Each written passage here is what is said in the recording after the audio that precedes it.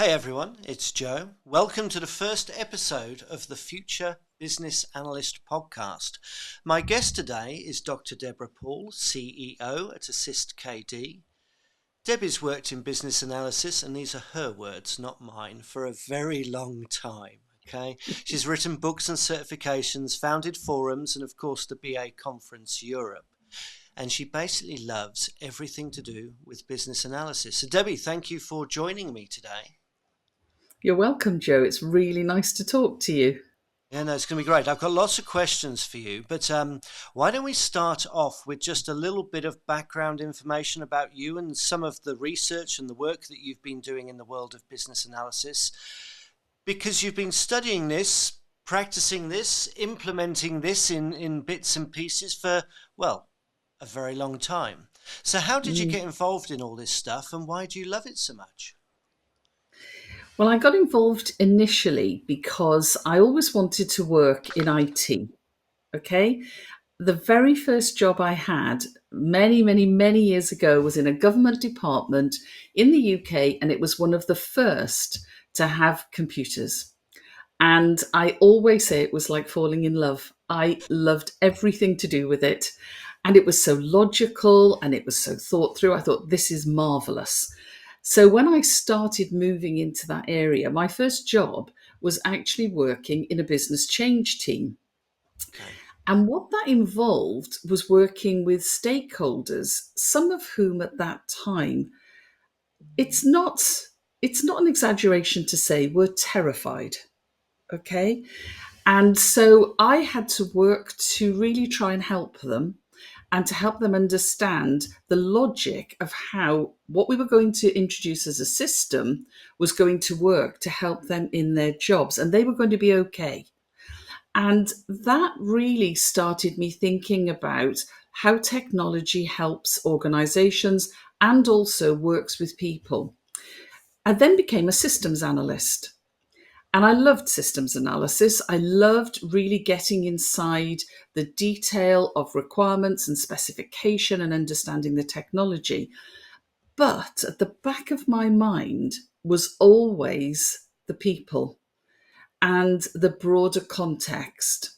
And so I started thinking, well, okay, this is great. I'm really enjoying working on this software development, but I've got to think beyond this because I know there is a world beyond it.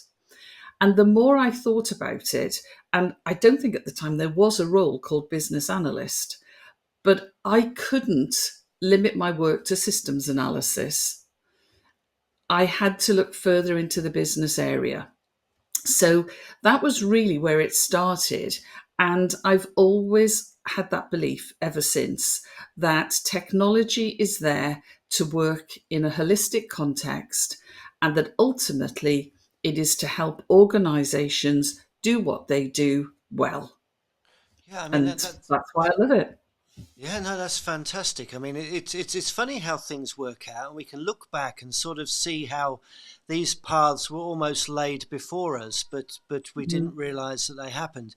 And I suppose for you and the way that you see things, I always say it's the way we've been brought up that sort of shapes us, our mentors, and sort of where we land in our first jobs and things. And it's really interesting that given, I mean, you used the word holistic. I mean, perhaps I should drop your model in here of POPIT, right? People, Yes. organization, process, information, and technology. And it's sort of like you've continued that thread throughout.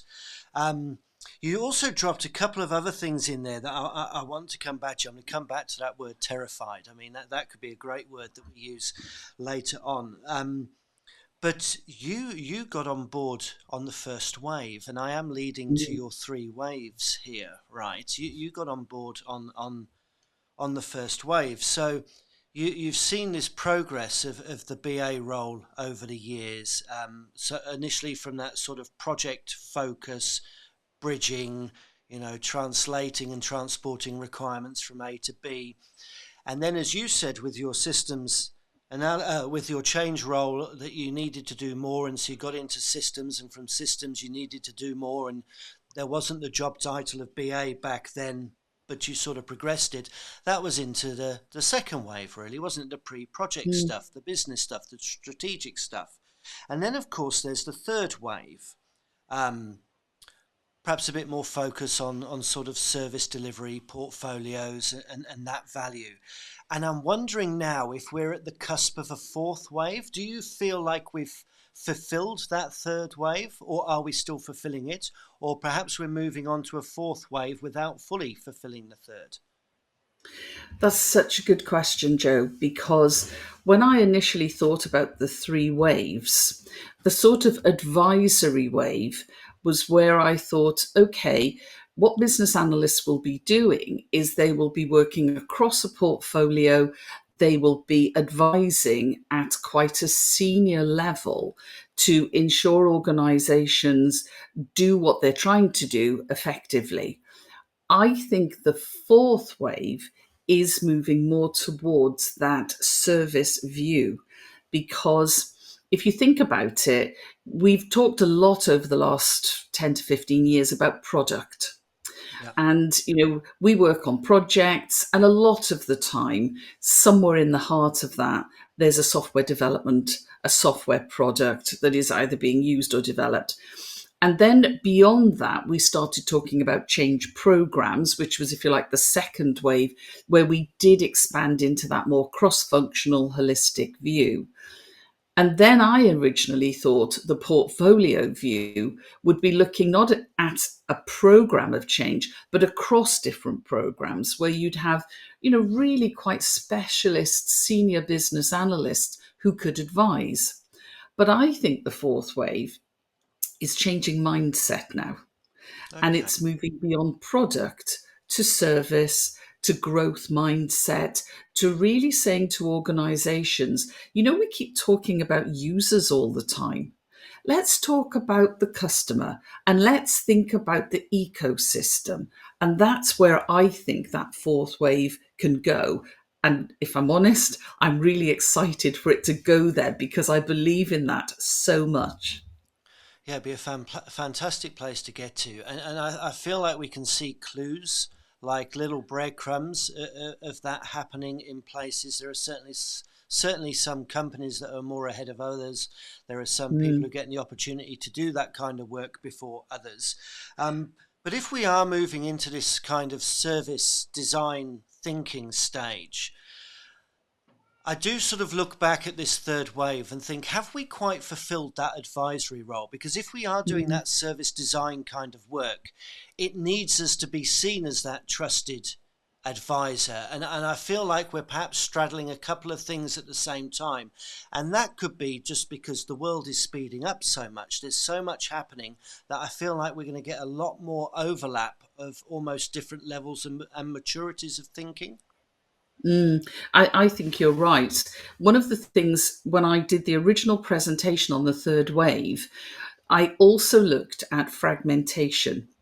So when I talk about holistic view, I think of that being holistic in the sense that, yes, it does use the poppet model, but the poppet model is drawn the way it is because everything is integrated.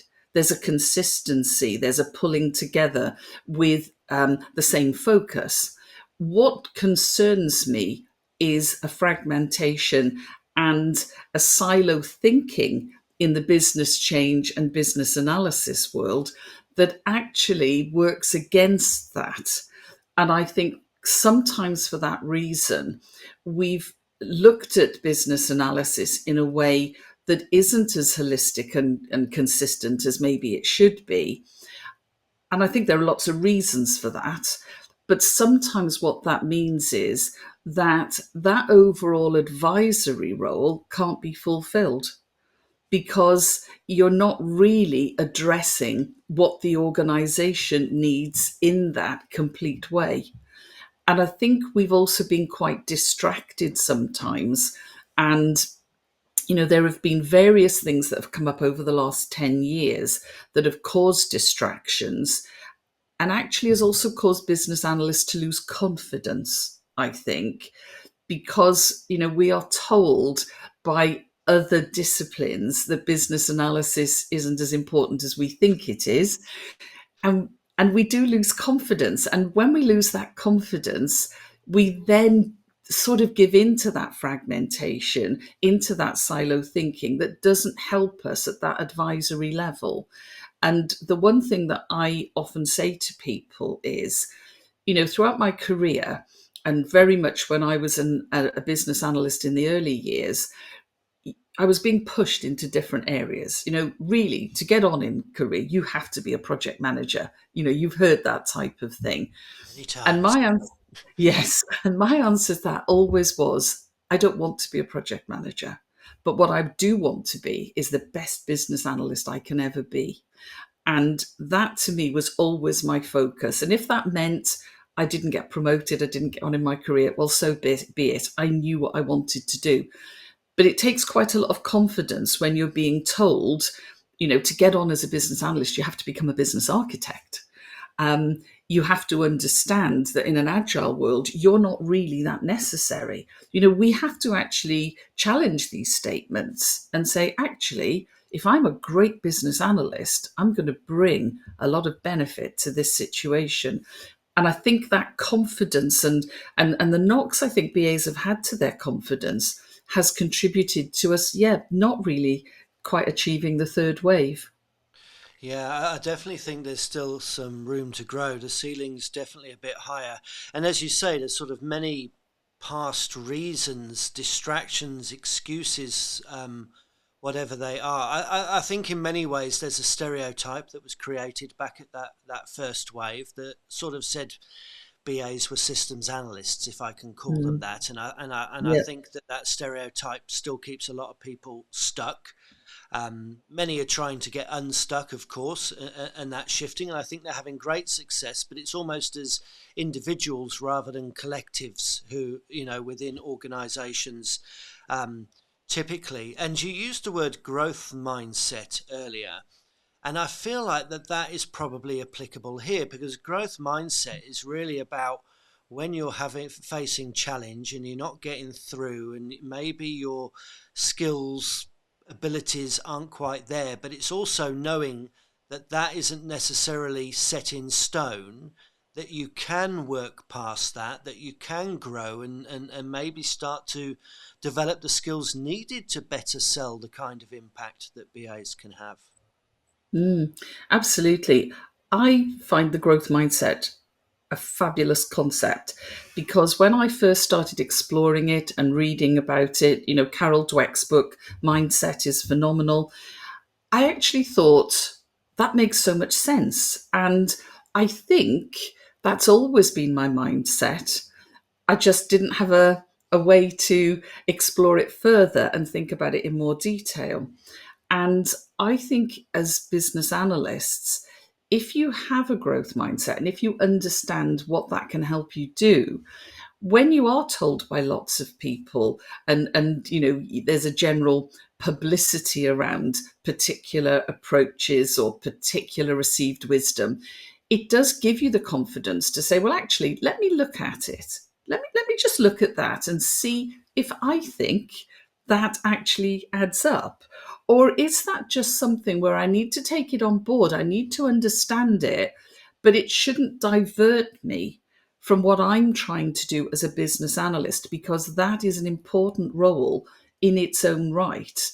And if I'm being told that as a business, that business analysts in general focus on certain areas, and I don't think that is correct, actually, if I have a growth mindset, I can face those challenges, I can discuss them, I can take them on, and I can continue to move forward.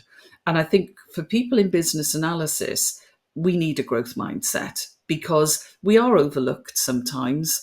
Some organizations are marvelous with it, but even recently I was hearing about an organization that had just removed the entire BA practice. Gosh. And yes, and you just think in today's day and age where organizations are really having to, keep up to the mark to continue, that's incredible. And so when you see those sorts of challenges, you have to have a growth mindset to continue believing that what we do is worthwhile and keep working at it. Yeah. Potentially find a new home because there's always value in the role, and it might just be about the placement of that value as organizations um, change.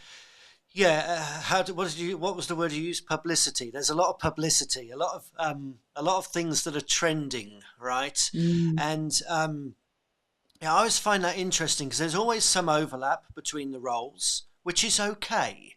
Um, I feel like business analysis skills live on, even if the job title isn't there.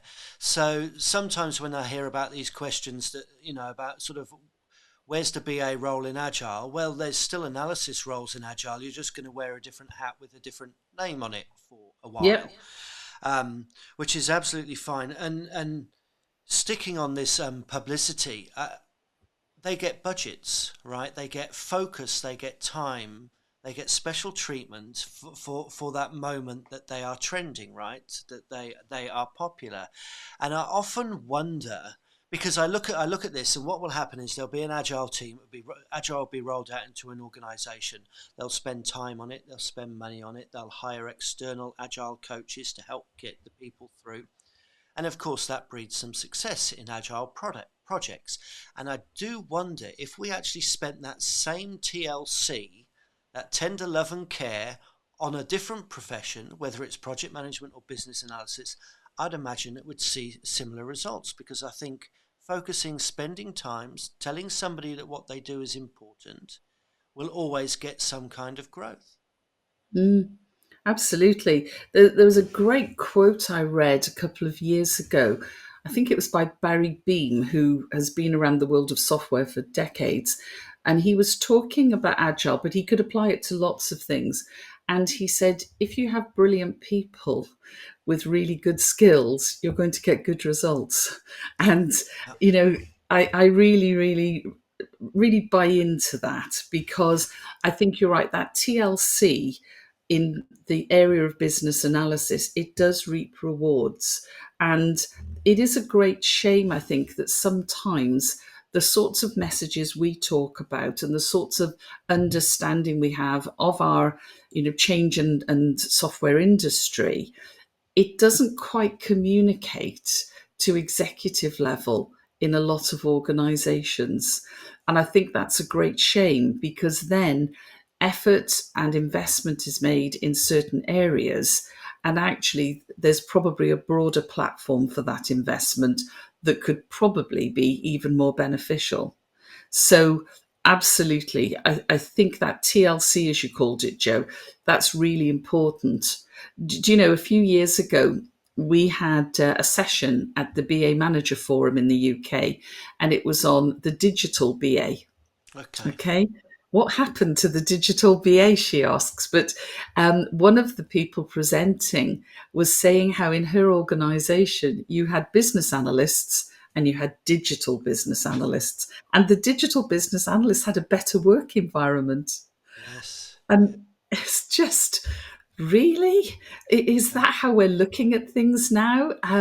And the word digital is something that, again, we could have a Yeah. discussion about if we had lots of time.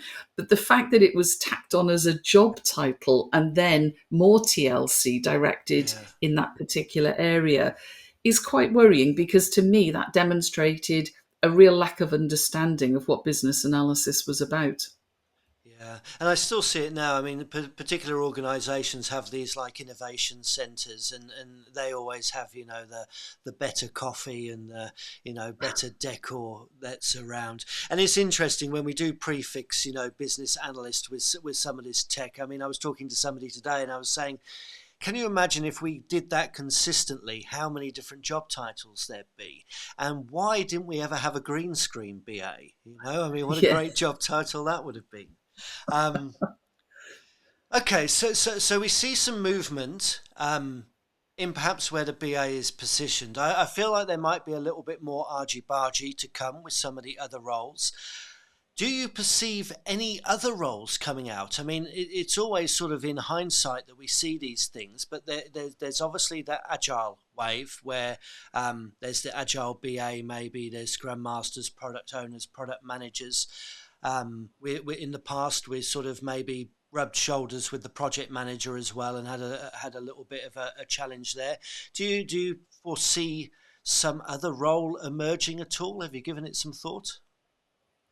Yes, I mean, as I mentioned earlier, you do have the business architect role, which I think actually aligns very well with business analysis as long as you understand the objectives or the services, as I would say, delivered by those two roles. You do also have the service designer role. And again, I think that service design, business architecture, business analysis, they sit very neatly together if you understand what they're trying to achieve. Unfortunately, though, it feels a little bit when these roles come out that two things happen. One is there seems to be the senior business analysts might become business architects or service designers. So that Yeah. position happens exactly the same as it used to happen with project management. And you also get a sort of a land grab that goes on as well, where suddenly the work that we do has become somebody else's responsibility. Um, and these things, I think, are a real shame because then we end up having all sorts of discussions about who's responsible for what, and why do you think only senior people can do that? And of course, when you step back from it all, actually, we're missing the point because the point is, what are we here to achieve? What outcome do we actually want here? And that just can get lost in the mire of this discussion, and then people just start to go in different directions and it all becomes very fragmented again.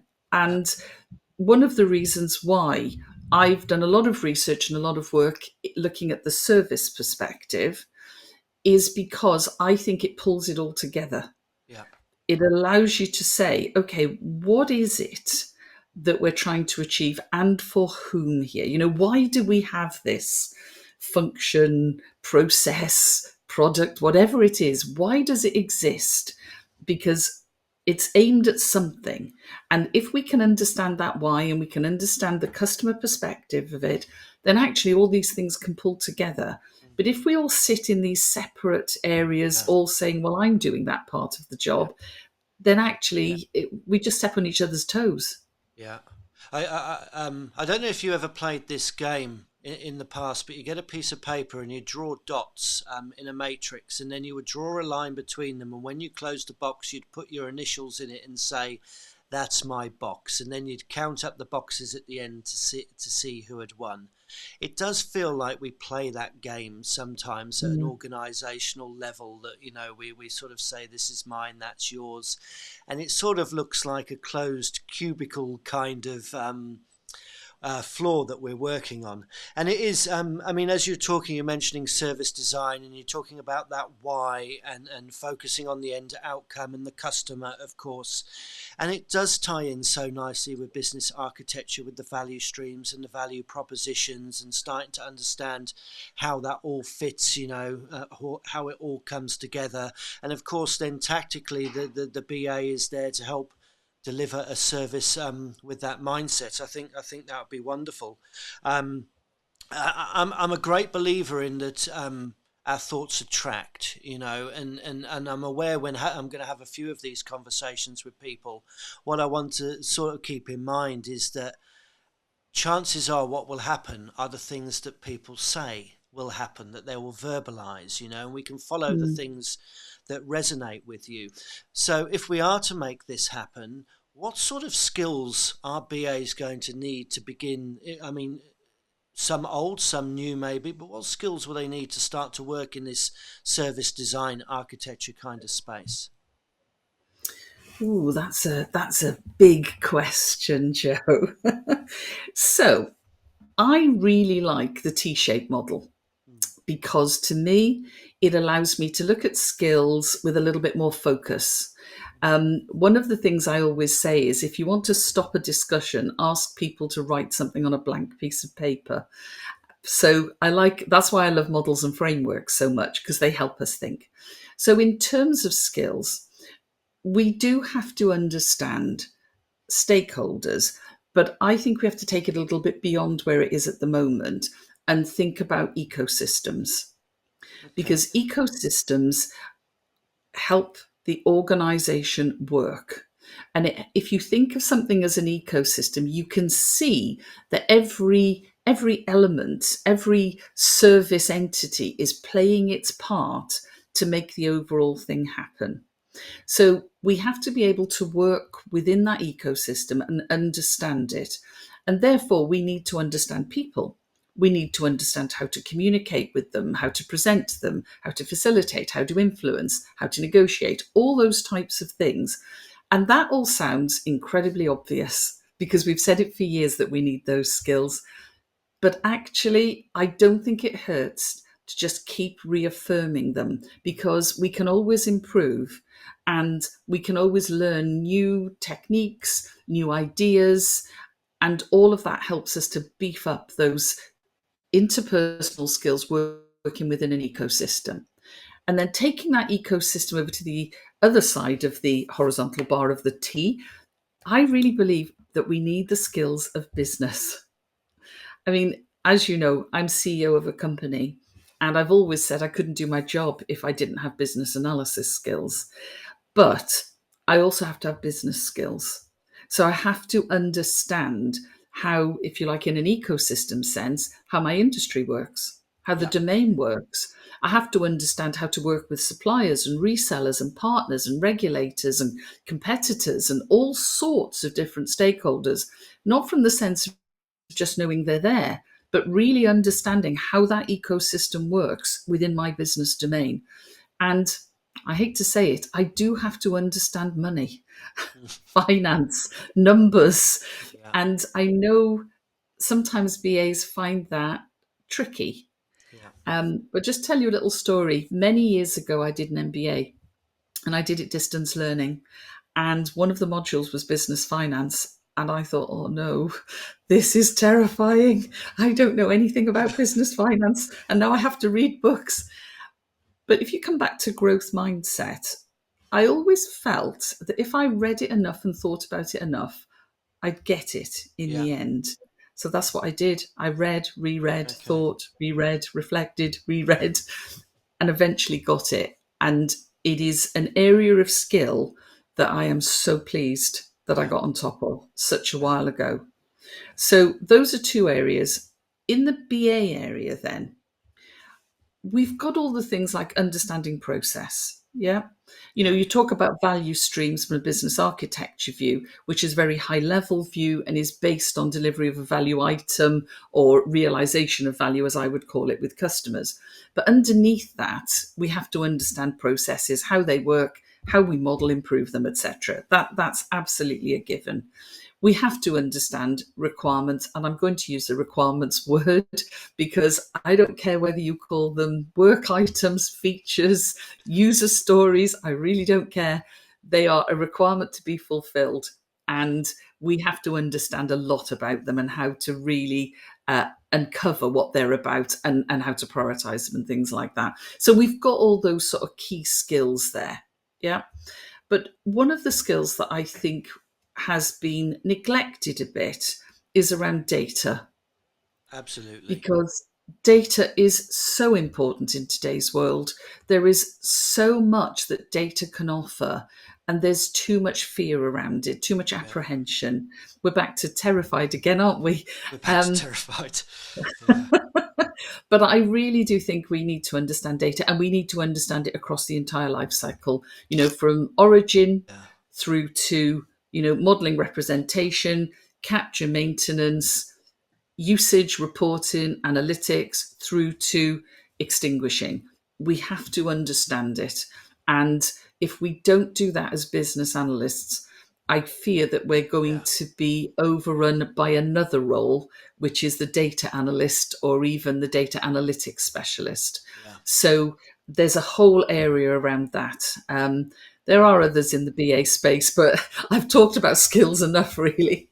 Yeah. No. No. Let's carry on with that last. I mean, when I do the training courses and we get to the section about data modeling, for some people it's a bit like you with your business finance. You know, they just look at it and it looks like a mountain too far, and we try our best to simplify it and go through it. But I do find even when we do that, on the other side, people are fairly ambivalent to it.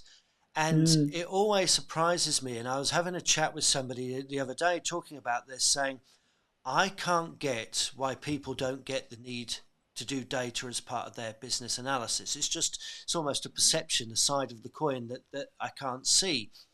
And some of it, I wondered if perhaps because we're doing more off the shelf solutions, it sort of comes with pre-configured data structures and things that maybe we don't have to quite get into all the relationships and the modeling.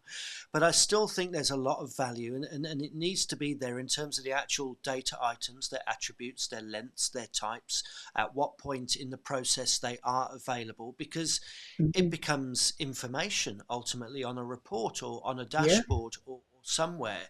And you mentioned these data analysts, data scientists, maybe.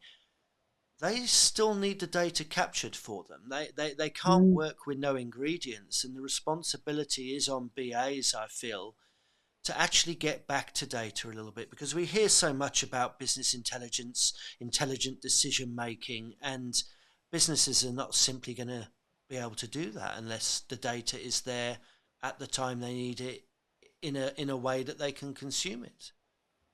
Absolutely. But also, if we don't understand that life cycle of data, we could be working on data that is actually inaccurate, Yeah, incomplete, unethically sourced. You know, there are all sorts of issues around that. We could be sharing data that we should be looking after much more carefully. I mean, there is a lot around this. And I think as business analysts, we do really need to look at it in a lot of depth. And modeling data is almost like a nice introduction to data, I always think. And just looking at screens that we see when we go online on a website or something and yeah, say, well, okay, what data have they got there and where did they get it from? And what does it mean? And is it accurate? Just asking those initial questions helps to get you into that mindset of thinking about data. And then, looking at things like, when you're on sites that give you ratings for hotels or restaurants or whatever, and asking yourself, do I believe it? Do I believe that rating? Then you start thinking, because we do that, don't we? And sometimes you say, actually, on this particular site, I'm not sure the yeah, ratings are that reliable. So yeah, then you start saying, well, where do they get that data from? Why do I think it's not reliable? When you start thinking like that, then you understand business, data, customers, and I think that makes it a bit easier. But we should be thinking like that all the time. yeah. And it is all around us. It's on airport Absolutely. departure signs. Yeah, I don't believe the reviews on Amazon. I believe that somebody else captured that data on their own behalf a lot of the time. Um, but yeah, there's definitely more in data. It's definitely coming more. And so if we come back to, I'm going to come back a little bit to service design, but not the detail and architecture. And where over the years there's been this trend where we were sort of stuck at the back in the room eating pizza and not seeing business, and we've slowly like coming more to the fore. So there's this trend that we're getting closer to that business front line. Now, we're known as facilitators. We can make recommendations, but we don't make decisions. But perhaps I'm just wondering, if we have the data and we've got these more trusted positions, do you foresee any ability to make decisions coming into the BA role on behalf of business? If I'm honest, not really. Okay. But I do think we can be stronger in identifying options and making recommendations. One of the, actually, it's a key skill of business analysts for me, is the ability to say, what are the options here? Because, we've talked about jumping to solutions for decades, actually, but sometimes it's a bit more subtle than that. It's not saying, oh, here I am as an executive and here's a product I've bought, this is a solution. That happens, yes. But sometimes it's, oh, there's this problem with this process, therefore we need to do this. And so the solutions are more micro than macro. And I think as business analysts, we're the people who can say, okay, yeah, well, we could do that, But actually, there are other options here that we can think about. And this is where, to me, the word analysis is sometimes overlooked. Mm. So I don't think necessarily we will have the authority to make the decisions, but I do think we have the authority, the license, and actually the need to be saying, let's look at this. Has anybody thought about any other options here? Because I can see other options and we need to discuss them, because sometimes out of that discussion comes a really terrific option that actually is really important, that is considered by the organization. So I really do believe that we should be taking our ability to analyze situations, identify options, analyze those options and evaluate them in order to come up with recommendations, and be a bit more proactive and a bit more challenging around that front. Yeah, you know, the word I'm hearing is curiosity. I think Mm, it's actually just being curious about things. What is this? How can we make it better? What else could we do? Does anybody else know about this? It's just a lot of yes. curious questions, really, isn't it? Yeah, it is. And curiosity is really, it's sort of almost right at the heart of what we do, because if we don't have that, then the opposite is acceptance in my book. And I'm not very good at acceptance.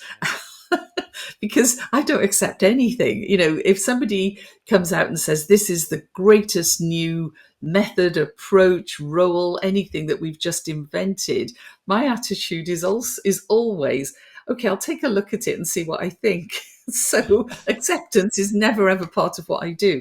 But curiosity then is about saying, oh, okay, that's interesting. Let's take a look. Let's see if I think that's useful, or let's see which elements I think are useful.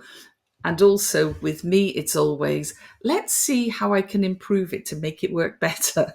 I don't know if you ever do that, Joe, but I do that all the time, as I think, yeah, I like that, but I think I could improve it.